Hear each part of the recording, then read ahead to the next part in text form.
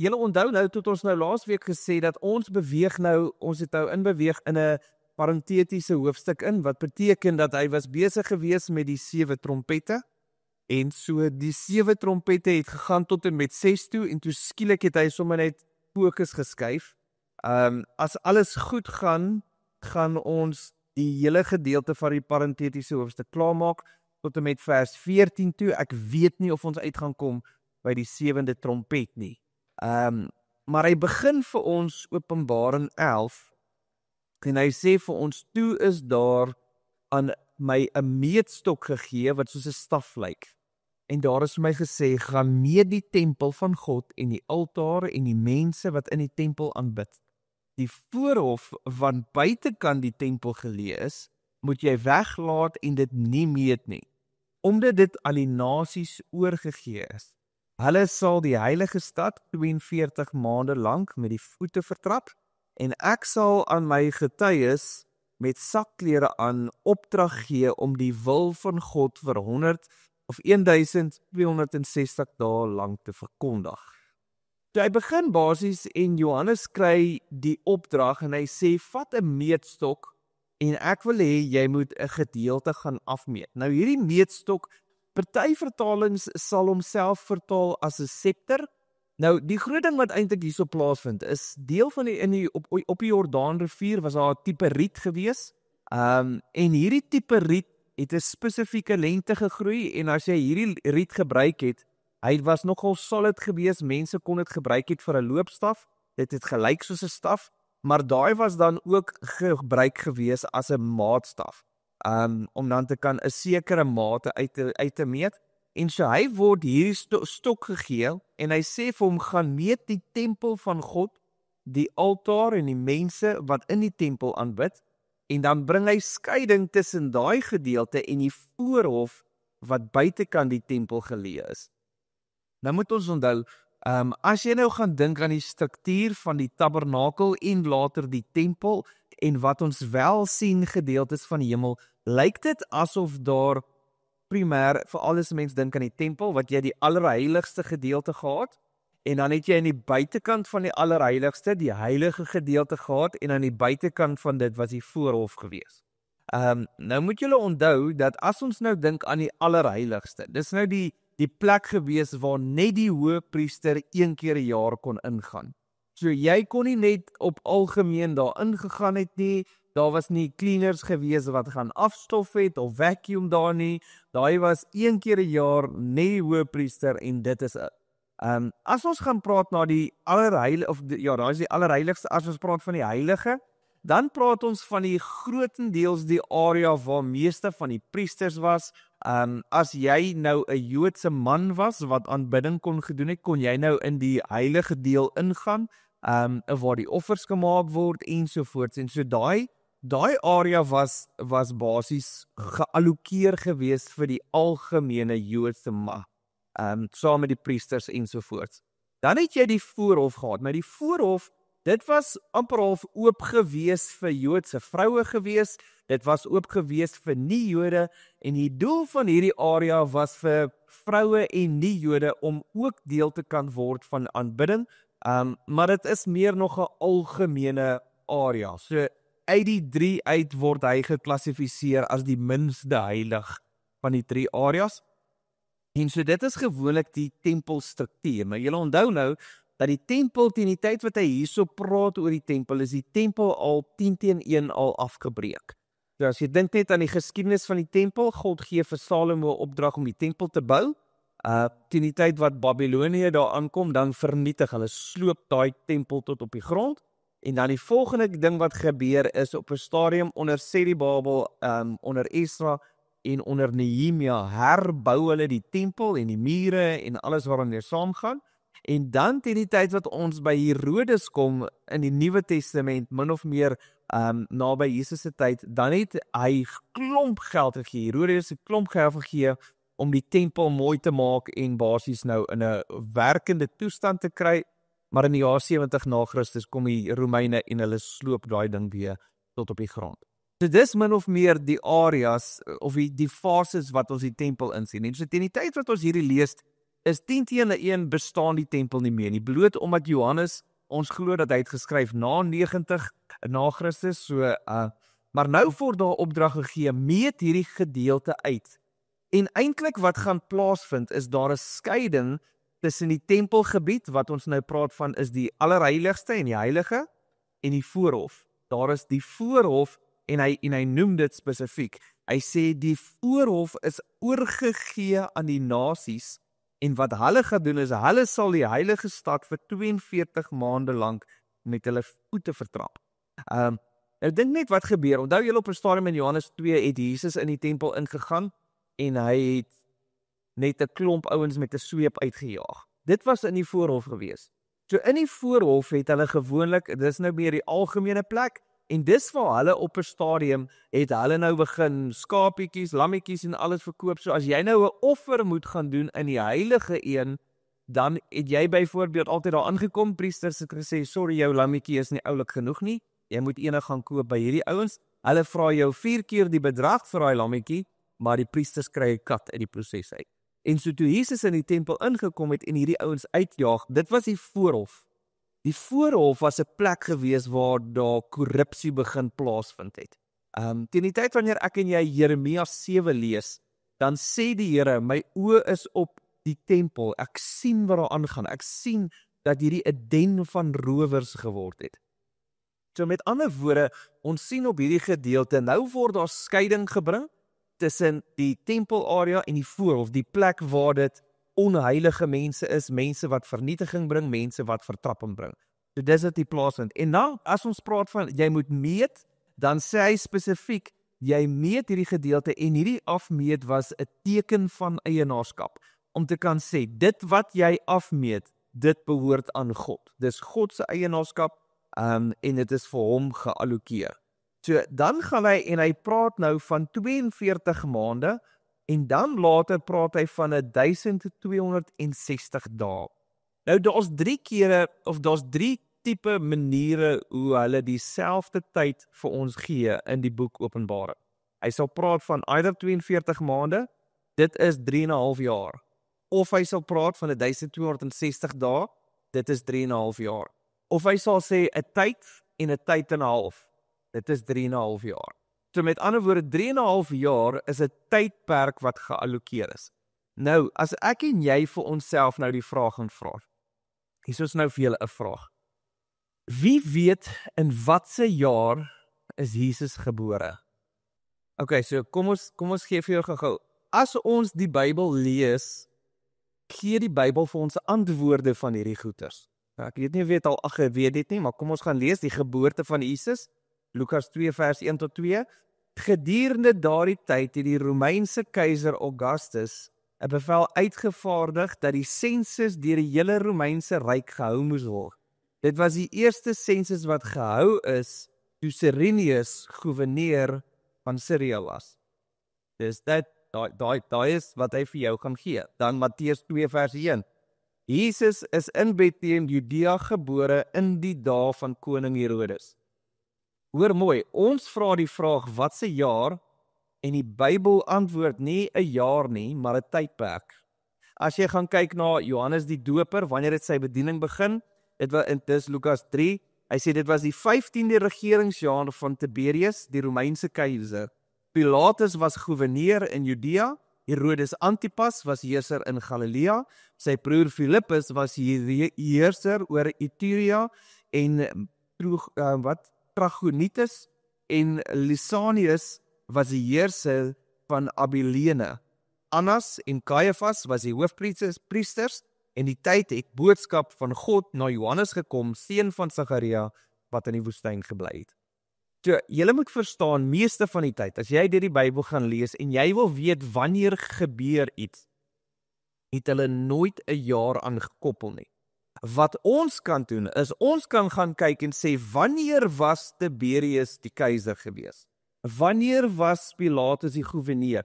En nou kan ons teruggaan en te gaan probeer 'n tydperk uitvind om te kan sê, wanneer was Jesus gebore, hoe dit gelyk ensovoorts. Maar daar was tydperke geallokeer gewees. So dit was in die tydperk van. En so dis hoe ons moet verstaan dat ons manier van tyd dink is anders as hulle manier van tyd dink. Ons dink aan jare, hulle dink aan gebeure.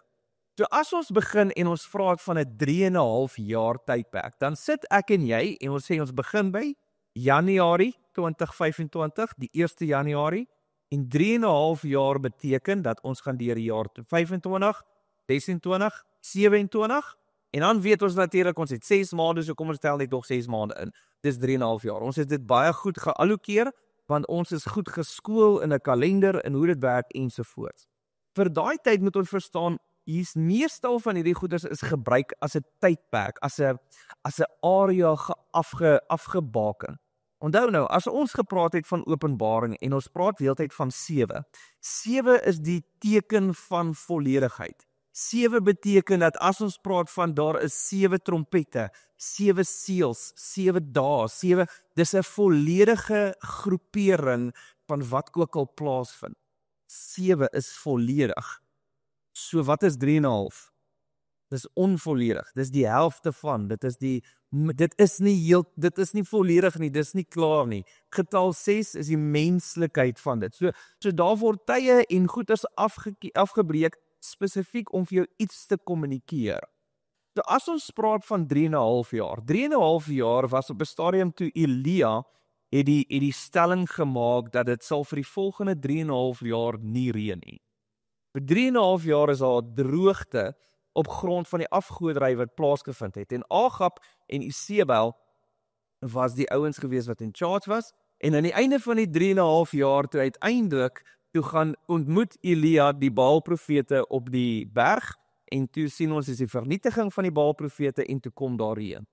So dis wat ons sien, 3,5 jaar is 'n tydperk waar daar droogte was. As ons gaan kyk in net so in die tussentydperk tussen die Ou en die Nuwe Testament, was daar 'n ou gewees met die naam Antiochus Epiphanes. En hierdie ou het ons al oor gepraat. Dit was die ou gewees wat ingegaan het in die tempel en sommer net 'n vark geslak het en geoffer het op die altaar daarso. Hierdie ou het Jode vernietig op strepe. Hierdie ou was brutal gewees. En dit het die Makabeer tydperk ingelei. 3,5 jaar vir die Joodse konteks is 'n tydperk van swaar kry. So met ander woorde, as ons praat van 3,5 jaar, dan interpreteer baie mense spesifiek, dit is die helfte van die verdrukkingstydperk. So, onthou nou, dis hierdie goed raak hierdie complicated. So as ons dink aan die verdrukkingstydperk, die 7 jaar verdrukking wat mense deur gaan, moet ons verstaan, die Nuwe Testament sê nêrens dat daar is 7 jaar verdrukking wat ons deurgaan nie. Die 7de jaar of die 7 jaar tydperk word getrek vanuit Daniël uit. So Daniël 9 gee vir jou hierdie mooi oulike verduideliking van 69 eenhede van 7. So met ander woorde, daar is 'n tydperk van 483 jaar wat gaan plaasvind tussen die herbou van die tempel tot by die koms van Messias. En dan weet ons, vanaf sê die Babel reg deur tot by Jesus 483 jaar. So daai is wat afgespeel het. Dit was 69 eenhede van 7. En dan praat hy van daar gaan later nog 'n eenheid van 7 kom. En daai interpreteer ons as dis die verdrukkingstydperk in Openbaring. Nou dis moeilik om daai koneksie te doen want jy neem aan dit is. En so ek sal versigtig wees voordat ons nou net wegtrek en sê 3,5 jaar is in die middel van die verdrukkingstydperk. Wegraping vind plaas, 3,5 jaar chaos, Here kom doen iets, nog 3 jaar, bietjie minder chaos, ek weet nie, is dit nog chaos soos weet die lekker vrae gaan nie, en dan kom Jesus terug. Onthou, dis die konsep wat baie moeilik is om te verstaan, wat ons lees in plaas van ons lees uit. Hierdie praat nie spesifiek van 3,5 jaar tydens sy verdrukkingstydperk. Wat hy wel vir ons sê, is hy gee vir ons 2 eenhede, wat beide 3,5 jaar gaan verteenwoordig. So hy sê, die heilige stad gaan vir 42 maande lank met die voete betrappel. 3,5 jaar. Dan word daar geïnterpreteer met die woorde wanneer hy sê, en ek sal aan my getuienis met sakkere aan opdrag gee om vir 1260 dae lank te verkondig. Nou sê hulle 42 maande en dan kom die 2 vir nog 3,5 jaar en daai stel jou vir 7 jaar op.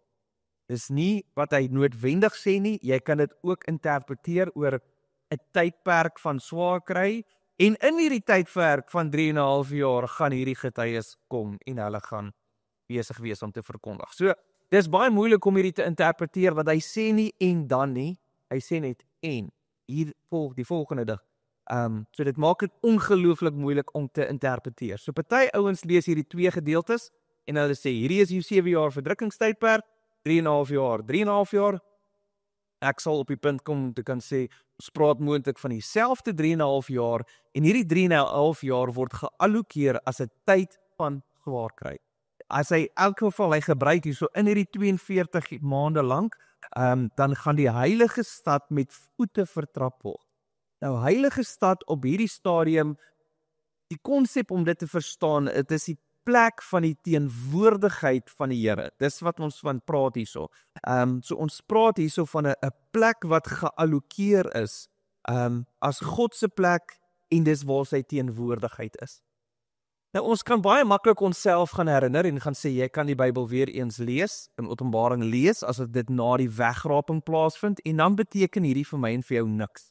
Dan lees ons niks hier uit nie, dit beteken nie vir jou dis oulike inligting, 'n komiekboek oor wat moontlik gaan gebeur met ander mense. Of ons kan onsself herinner dat daar gaan 'n tydperk wees wat ons moontlik vir, hy sê 3,5 jaar, maar 'n tydperk van swaar kry kan beleef. Nou as hy praat van hierdie heilige stad, dan praat ons van dit is 'n plek wat geallokeer is vir God se teenwoordigheid. So nou vra ek myself, waar is die plek wat ons vandag beleef, wat geallokeer is vir die teenwoordigheid van God? En dan praat ons van die liggaam van Christus, die kerk. Nou praat ons nie kerk van as gebou nie, ons praat van 'n groepering van mense wat bymekaar kom om God te aanbid en te beleef. So met ander woorde, dit mag wees dat daar vir 'n 42 maande of 3,5 jaar 'n tydperk van swaar kry gaan plaasvind vir God se mense en sy heiligdom, plek waar hy teenwoordigheid het. En hy sê in daai tydperk sal ek aan my twee getuienis met sakklere aan opdrag gee om die wil van God vir 1260 dae lank te verkondig. So met ander woorde, meeste van hierdie goeders is simbolies. So nou baie ouens kom en hulle lees nou hierdie gaan twee fisiese getuies wees. Dit kan wees dat dit twee fisiese getuies is. As jy dit gaan sien na die wegraping, gaan dit reg vir jou nie vir jou saak maak wie dit is nie. Ons gaan nou 'n bietjie gaan kyk moontlik wie dit moontlik kan wees. Maar so die groot ding is hierdie word 10-1 dieselfde gebruik soos Markus 2. Onthou nou Markus 2 het ons die berg van verheerliking. So hier kom Jesus en hy is daarso besig en daar's twee wat by hom is. Moses en Elia. Nou wie stel Moses en Elia voor? Moses stel voor die wet, Elia stel voor die profete. Wat beteken, elke keer as hy verwys na die Ou Testament toe, dan sê hy die wet en die profete. Dit is die totale omvang van wat ons ken as die Ou Testament. So met ander woorde, dis wat daai twee ouens simboliseer. By die berg van verheerliking, dan beteken dit hierdie twee ouens is by Jesus. En wat sê Hebreërs? Hebreërs sê vir ons, vroeër in die tyd het God deur die profete gepraat, maar nou praat hy deur die Seun. Wat gebeur? Dit beteken Jesus op die berg van verheerliking, Jesus hoër en beter as Moses en as Elia. Jesus staan verhewe bo die wet en die profete. Hulle is ingesluit in hom en wie is in dieselfde teenwoordigheid op die berg van verheerliking? Die 3 disippels wat die naaste aan Jesus was. Dis Johannes en Jakobus en Petrus. Hierdie sluit die nuwe verbond in, die nuwe volgelinge van Jesus. En so in een plek sien jy Jesus ten volle tussen die wet en die profete, as ook die Nuwe Testament se disippels, die nuwe gelowiges wat Jesus gaan volg. Dis wat ons beleef op die berg van verheerliking. Nou sit ons en ons sien weer 2 profete, of ons sien 2 getuies, en nou gaan kyk ons wat kom uit hierdie ouens uit. En so nou lees ons spesifiek, ons gaan nou praat oor al die verskillende goeders. Hulle is die 2 olyfbome. Nou daai olyfbome, hierdie is eintlik 'n beeld wat kom uit Sagaria 4 uit, so dis die 2 olyfbome met die 2 kandelare. Nou, as ons praat van olyfbome, hierdie kom van, dis die oorsprong van olie, gesalfdheid, beteken hierdie is twee ouens wat gesalf is, die kandelare beteken die gees van God in hulle, so dis twee ouens wat gesalf is, wat as die gees van God in hulle is, wat voor die Here van die hele aarde staan, en as iemand hulle wil leed aandoen, kom daar 4 vlamme uit hulle monde uit, wat hulle vyande verbrand, en elkeen wat hulle leed wil aandoen, moet so doodgemaak word. Hulle beskik oor die mag om die hemel te sluit, sodat dit nie sal reën nie, vir die volle tyd wat die wil van God verkondig word, en hulle beskik oor die mag om die waters in bloed te verander, en ook om die aarde elke moontlike plaag te tref. So hierdie ouens sit en daar is baie pertinente autoriteit en krag gegee aan hulle. Maar dis goeders wat ons al gesien het, veral as jy dink aan Elia en Moses. So 4 vlamme wat uit hulle monde uitkom, wat mense verbrand, dan dink jy aan die storie, toe op 'n stadium stuur 'n klomp ouens daar na Elia toe, en hulle sê, kry vir Elia en bring hom na my toe. En Elia sê, is dit? 4 slaat 50 ouens aan die brand. Dan stuur die koning nog 50 ouens, 50 ouens aan die brand. Die derde groep ouens is, wow, asseblief, moet ons nie aan die brand slaan nie, asseblief kom net saam met ons. So met ander woorde, dis wat gebeur in die tydperk van Elia. Op 'n stadium sê Elia, en dit sal nie reën nie, en vir 3,5 jaar sal dit nie reën nie. In die tyd wanneer ons gaan kyk na Moses, wat was een van die plaag gewees, en water het in bloed in verander. En dan praat hy van elke ander moontlike plaag getref gaan word. Ek meen, al was 10 plaag gewees. En so wat ons sien binne in die kapasiteit van hierdie twee getuies, is wat opgevang is tussen die wet en die profete. As ons hierdie ouens moet verteenwoordig, verstaan, buite nou die distraction wat moontlik kan klom. As ek en jy dink aan Moses dink ons aan die wet, en ons dink aan iemand wat gehoorsaam is aan die opdragte van God. As ons dink aan Elia, dan dink ons iemand wat die woord van God verkondig, wat in dit wat ek doen, sal dit uitleef met alles wat my is. En so dis wat ons sien, hierdie twee profete beskik met die vermoë van dit wat hulle sê en dit wat hulle doen is afhanklik van hulle, van God, en deur die krag van God word hulle uitgestuur om te verkondig. So ons kan dit gebruik as 'n letterlike twee persone, of ons besef dat hierdie kan moontlik gelowiges wees, wat in woord en in daad God volg met alles wat aan hulle is, en hulle word die opdrag gegee om uit te gaan in hierdie bose voorhof in, en daar te kan getuig. So dis wat ons dan wel sien en beleef. So dis baie moeilik, want jy kan nou obviously interpreteer soos jy lus het, maar ultimately is dit wat ek moontlik sien wat gaan gebeur. So nou het jy hierdie twee getuies, en hulle het sakklere aan om opdrag te bring. En nou, hoekom het hulle sakklere aan? Sakklere is gewoonlik 'n teken van rou. So met ander woorde, die opdrag om in te gaan in hierdie groepering van mense is nie, kom ons zap julle, omdat julle ons nou besig is om ons heilige stad te vertrap nie. Dis nie hulle hart nie, hulle het roukeer, en daar is 'n rou teenoor dit wat plaasvind om hulle. So met ander woorde, en ek meen, ons het in die week, toe praat ons oor dat God verheug nie homself in die dood van die goddelose nie. Daar is nie 'n ding wat in God 'n opgewondenheid is, as iemand hom nie ken nie en daai persoon gaan dood, of kry leed. God se hart raak nie bly oor dit nie. En so hierso sien ons die voorbeeld van hierdie ouens wat dan die rouklere aantrek, om spesifiek hierdie dan te gaan beleef. So, dan gaan hy verder, en hy praat dan spesifiek, en so hierdie ouens bring hierdie pla en hierdie goeders uit, so dikwels as wat dit nodig is. Die krag van God gaan beweeg deur hulle so dikwels soos nodig, en wanneer hulle egter hulle getuienis klaar gelewer het, sal die dier wat uit die bodemlose put opgekom het, teen hulle oorlog maak, en hy sal hulle oorwin en doodmaak. Openbaring 13 gaan nou vir ons praat van hierdie dier wat uit die aarde uitkom, so ons gaan later 'n bietjie gesels oor hom, dan weer volgende jaar, maar as ons praat van dit, hy sal hulle oorwin, dan weet ons, en ons het hierdie al gepraat, is dit in Openbaring 6, praat ons oor die martelaars, en hier het ons weet dat die Satan het nie autoriteit oor jou as gelowige nie, maar ons weet hy besit die kapasiteit om gelowiges te kan doodmaak. Wat beteken? martelaars op martelaars op martelaars, het hulle lewens al verloor, en ek glo primêr dis Satan wat vernietiging bring. Maar in terme van jou geestestoestand en wat hy kan doen in jou goed, daar het hy nie autoriteit nie. Hy kan jou aanhits na sonde toe, hy kan jou mislei en hy het selfs die mag om jou te vernietig. En dis wat hierso plaasvind.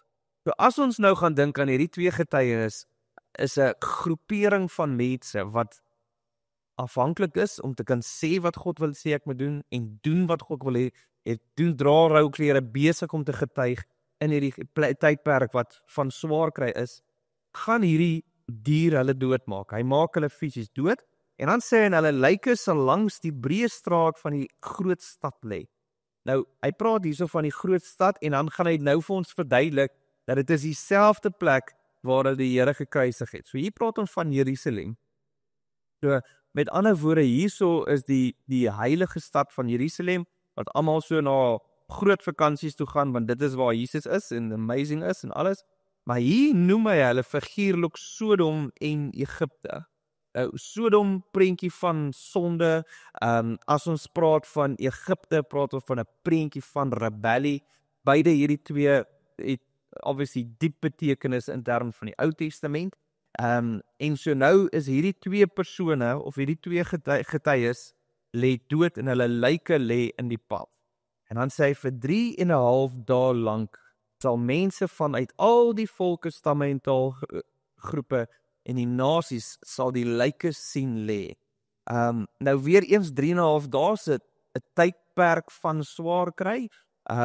En dan sê hy spesifiek oor hierdie twee se lyke en hulle sal hulle nie toelaat dat die lyke in 'n grafkamer begrawe word. Hierdie is 'n teken van skaamte.